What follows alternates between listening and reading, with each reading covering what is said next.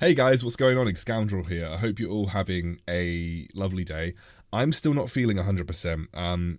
I've got bacterial tonsillitis, so I'm trying very hard to make this video. My voice does hurt, but I have to make the video because it is patch notes day. And for those of you that know, I do patch notes review every time they come out. Now, I'm lucky enough to be included in the League Partner Program, which has given me early access to these patch notes. So I basically have this video ready to go once the patch notes are released. We're going to go through it and talk about my thoughts and my feelings about the patch notes, because I have some feelings about the patch notes that I need to get out there. And you guys can let me know if you disagree or agree in the comments below. I would love to hear your thoughts down there as well. If you're new to the channel, I do an analytical content for Wild Rift, which includes pro play breakdowns, champion guides, patch note reviews, and tier lists, and also my own gameplay. I'm a diamond support main in Europe, but I do play every role just for the sake of being able to understand how that role functions. And, you know, I hope you're all having a lovely day. If you want to subscribe, it would mean the world to me, but of course, no pressure to do so. But if you are coming to join the Scoundrels gang, then that's super awesome. Okay, let's start off. As we sort of found out yesterday, Xayah and Rakan are being released. I'm not going to spend too much time on this. My thought is that they're going to be released around Valentine's Day. The reason that I think this is, as we talked about replays yesterday, by the way, we're not going to talk about replays too much again. That is something that we knew was coming. The replay feature and the spectate function. You can spectate your friends' games. You can replay the last 50 games that you've played, which is going to be great for me in content creation. Thank you, Rito. But I'm not going to talk too much about that. If you want to talk about more about the replays, I talked about it in yesterday's video. But essentially, replays and spectator mode, awesome. Xayah and Rakan are coming, and the reason I think Xayah and Rakan are coming around Valentine's Day is A, they are the lovers duo, and specifically they're coming out with Sweetheart Xayah and Sweetheart Rakan skins. So with all the Sweetheart skins and the Heartseeker Vayne skin lined up, you almost certainly going to get a Valentine's Day event, which is probably when Xayah and Rakan are going to get released. Makes sense in a thematic point of view. We're also having the Lunar Beast event, which is essentially like a Chinese New Year type event. Kind of excited. I think there's going to be some great skins. This Miss Fortune skin looks awesome. I actually thought this was Katarina when I saw the skin for the first time, but it's actually Miss Fortune. Now let's talk about the good stuff, the champion buffs and nerfs. Let's start off with Corki getting a big nerf. AD ratio on Phosphorus Bomb is going up by 0.2. His Gatling gun is getting a double armor and magic resist reduction boost. His Missile Barrage, which is his ultimate, is getting a flat damage increase at the later ranks, an AD ratio increase at the later ranks, a base damage on his big one increase at the later ranks, and his big one AD ratio getting a massive boost in the later ranks as well. Late game Corki is going to be a thing of nightmares. This guy is going to shred your team. Trust me, these late game buffs, to especially this Missile Barrage, are disgusting. Even at level 2 of his Missile Barrage, which I believe is level 9, still disgusting. Still absolutely disgusting. So late game Corki is going to be a bit of a pain in the bum. And so I expect to see Corki played. If you can get him consistently to late game, he's going to be a very good late game carry. So expect more Corki in both the marksman role and the mid lane. I think this is going to make Corki significantly stronger. I'm going to wait to do 2 days for my tier list to see how it plays out, but I imagine Corki's going to get played a lot more. These are very, very big buffs to Corki. Very big buffs. This is not fine-tuning. This is sledgehammering Corki. Jarvan is getting an AD scaling ratio of about 0.95 per level. So he's going to get around 15 AD or so, just under 15 AD extra throughout the whole game. Not a huge amount. His passive Martial Cadence now deals at minimum 20 damage, so obviously versus the lower HP targets and the minions, that's going to be significant. The Dragon Strike to Demacian Standard dash combo hitbox size has been increased by 0.5, which is actually nice because I found that combo really annoying to hit. And Cataclysm's dash speed has been basically doubled, and that means it's going to be harder to flash out of the Jarvan combo before it hits. So some small nerfs to Jarvan. Sorry, small buffs to Jarvan. Not entirely sure it's going to make him meta, but it will definitely make him more viable, which is, you know, good because he wasn't that viable beforehand. Jack's buffs. He's basically getting a buff to his first ability, Leap Strike. The range is increasing, the cooldown is going down in the early game, and his damage is going up in the early game. Well, his damage is going up across the board by 5. Small buffs. But that range increase is going to help him deal with some of the harder matchups that he has, especially against squishy range champions like the Kennen, for instance, which has just been nerfed. So, or I'm sorry to spoil you, but Kennen's definitely getting nerfed, as we're going to see in a minute. So yeah, I think Jax's Leap Strike is not a massive buff. I don't think it's going to make Jax super meta. I think Jax is still going to struggle with the same issues that he's always struggled with. But it is a little range increase that's going to allow him to sort of deal with other matchups a bit better. Kaisa bug fix. Correctly applies caustic wounds damage to the target hit. So basically, when you finished off Kaisa's passive with her second ability, it sometimes didn't actually apply the damage. Now it will apply the damage. It's a small buff for Kaisa, but it's a bug fix, and it's also something that's very situational and probably won't massively impact her in the game. She's still going to be strong. This will make her ever so teeny weeny slightly stronger, but it's not a massive increase. Kennen. Just going to take a sip of my drink before I get into this one. Base AD down by 6. Movement speed down by 5. And whilst you might not think that a movement speed decreases a lot, it is a pretty significant, as we found in traditional League, any movement speed increases or decreases are a pain in the bum. They can be very, very detrimental. His second ability, which is the Electrical Surge, where you basically apply damage to anyone who's currently got a mark. The cooldown has gone up pretty significantly in the early game and only scales down once you max it. His Lightning Rush base damage, I don't know why they nerfed his third ability, didn't really feel like they had to, but his base damage has been nerfed and the AP ratio has been nerfed. And his ultimate damage, the base damage has been nerfed and the AP ratio has been cut by 25%. So he'll deal 25%, or just under 25%, because you've got the base damage, 25% less damage in team fights with it. Is this enough to make Kennen not viable? Probably not. Kennen's still going to be viable. That ultimate, it's there for its utility as well as its damage. Will this make Kennen more balanced? Yes, this will make Kennen more balanced, especially the damage nerf to his ultimate. The biggest problem with Kennen wasn't his Electrical Surge, wasn't his Lightning Rush, wasn't his base AD. It was the fact that his Lightning Storm, his Slicing Maelstrom dealt too much damage, as well as being ridiculously good for utility.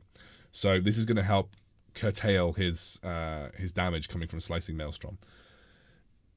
Again, it's a smaller nerf. 25% scaling ratio is pretty decent nerf, but I still think Kennen will get picked. The only thing that I think is going to hit Kennen quite significantly is that his base AD got nerfed, and that means in the matchups in the top lane where he's traditionally quite good, he's going to poke them out much less consistently.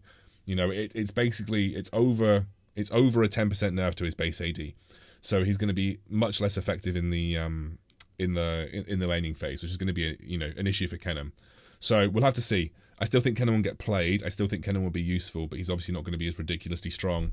Can't just like one-shot people with his ultimate like he was able to do previously. Lee Sin, knockback range decreased on Dragon's Rage.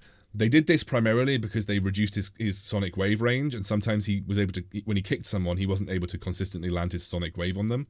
So this is a small nerf to Lee Sin, but it's kind of a utility buff, because now Lee Sins can effectively kick and Sonic Wave at the same time and still be able to catch the person that they were kicking away. But it is a small nerf to Lee Sin overall. Tristana, Rapid Fire's attack speed increase being buffed across the board, so you're going to get up to 110% at rank 4 with a duration increase of 2 seconds. Rocket jump damage is going up, so your all-in potential in lane is going up. The passive on your explosive charge, your ability to push the waves, is going up. The base damage is going up, but of course the base damage does scale with the number of stacks that you apply. And the AD ratio is going up as well to a big 160% bonus AD ratio in the late game, which is going to be, or not late game, but fourth skill. So once you get her fourth skill or fourth point in that ability, it's going to be a big AD ratio to work with. That is a significant AD buff to Tristana on her scaling ratios on explosive charge. This might make Tristana more viable.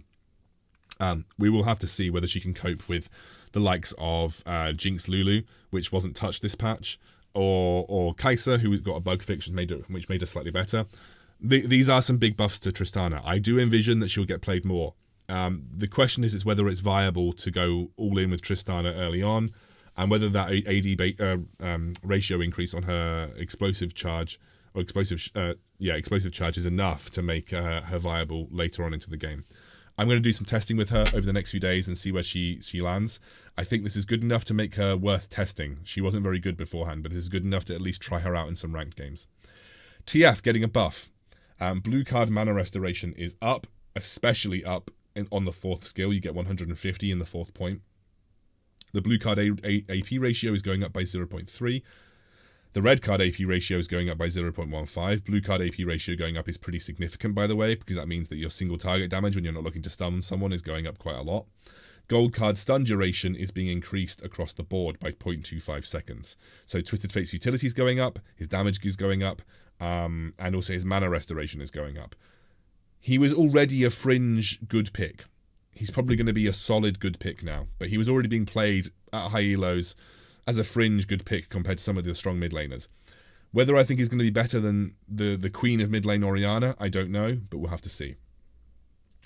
Yasuo, basically his ultimate's getting buffed.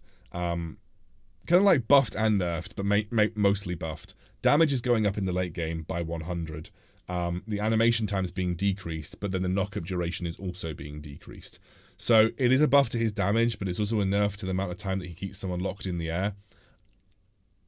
I think this will make Yasuo was already like on the fringes of being S tier. I think this is probably going to put Yasuo firmly in S tier. I've seen a lot of good Yasuo players. That damage increase in the late game is going to be obnoxious.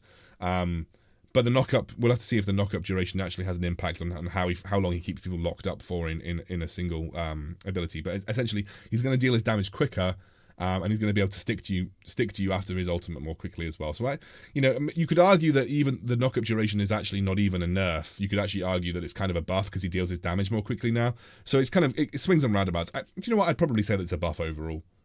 It's probably just a buff straight up because dealing your damage more quickly as a Yasuo is preferable, so you can just start slapping them with your first ability and basic attacks more quickly. Actually, this is just a buff. This is just a straight up buff. Don't even know why I was thinking it was even slightly a nerf. Dealing your damage more quickly is preferable for Yasuo because he just wants to get back on the ground and start slapping you again once he's done with it. So big buff to Yasuo, I think. Probably going to be seeing a lot more Yasuo play. Sorry guys, Yasuo is annoying. No more champion buffs and nerfs, and specifically, no nerfs to Lulu, no nerfs to Alistar, no nerfs to Orianna, no nerfs to Olaf. Who else is really obnoxious right now? Those are the most obnoxious champions, right? Lulu, Jinx, still going to be good. Alistar, still going to be just as strong. Orianna, still going to be absolutely filthy in the mid lane. Like, Orianna's damage needs a massive nerf. And we're still going to be seeing Olaf dominate from the jungle, probably.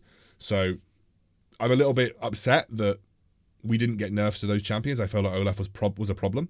I felt like Orianna, especially in high elos, is a problem. She's pretty much 100% presence in games from that I've seen anyway. It might not be the case across the board, but maybe some buffs to like Yasuo and Twisted Fate might increase the diversity in the mid lane. That's my thinking. But I am a little bit concerned. I think Orianna's still going to reign supreme. I think Olaf's still going to be incredibly broken. And obviously Lulu and Alistar are still going to be strong in the bot lane. I will have to wait for Rakan to get released to see if anything changes. Now we're going to talk about the items. So, Youmuu's Ghostblade is nerfed, removed. Attacks convert momentum into bonus magic damage on hit. So they've removed that completely. Attacks will still remove all momentum stacks. So basically,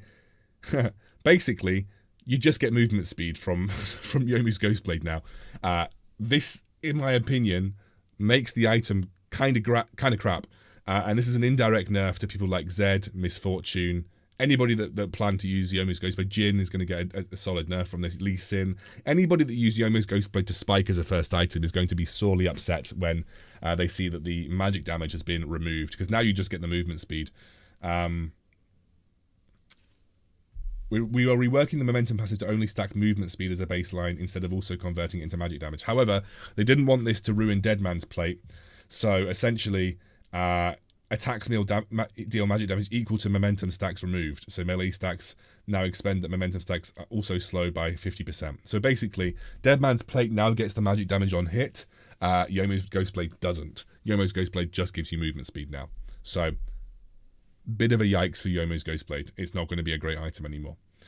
There is a nerf to stacking redeeming. So we're stacking redemption and stacking locket enchants on your boots. Essentially, if you use a Locket enchant and in the next 20 seconds you use a Locket enchant again on your team, the effectiveness of that enchant will be reduced by 50%.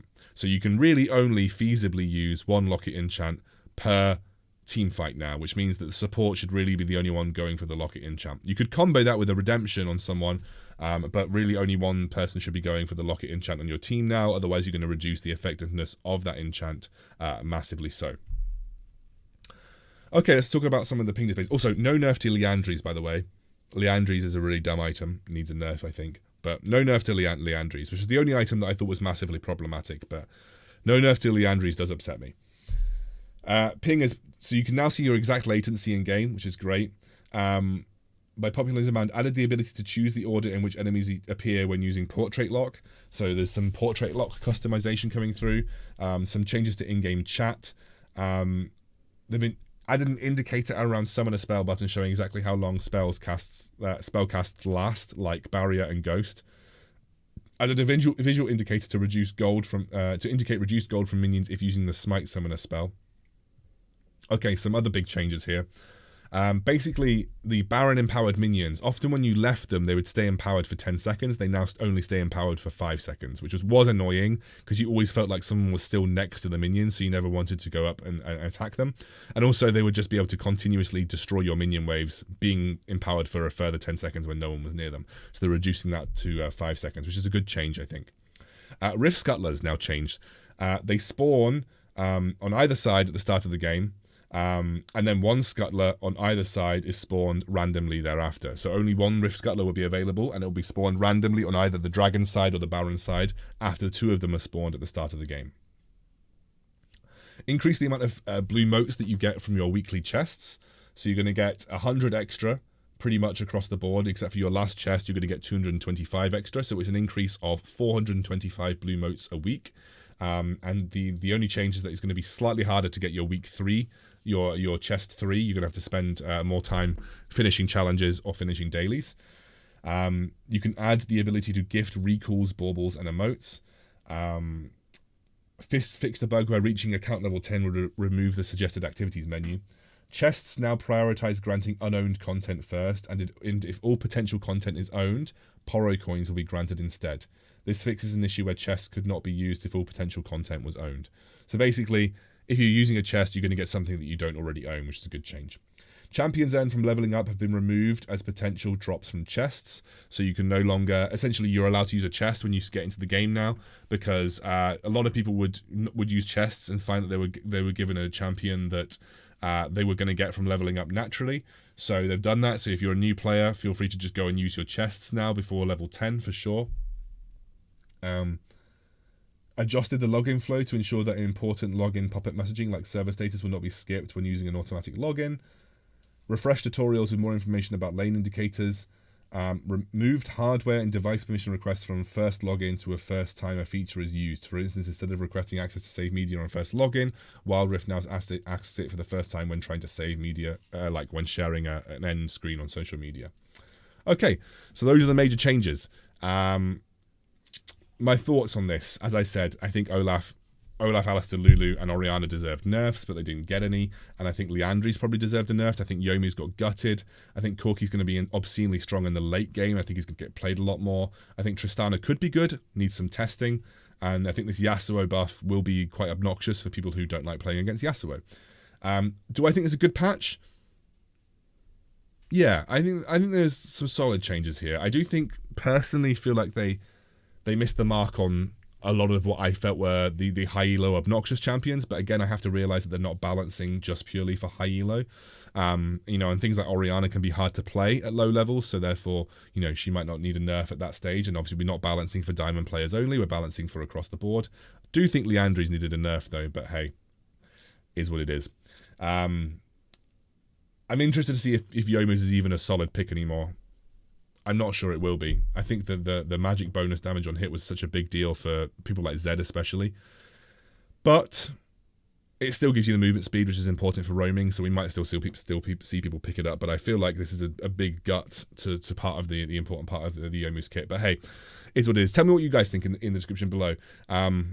obviously I'm not using the actual Riot website right now, but I will put that link in the description once it's available. I'm using the League Partner Program. Essentially, they give me access to patch notes slightly early, so I'll just be reading through these. If anything changes, I hope they don't change anything before it goes live today. If they do, then I'm upset.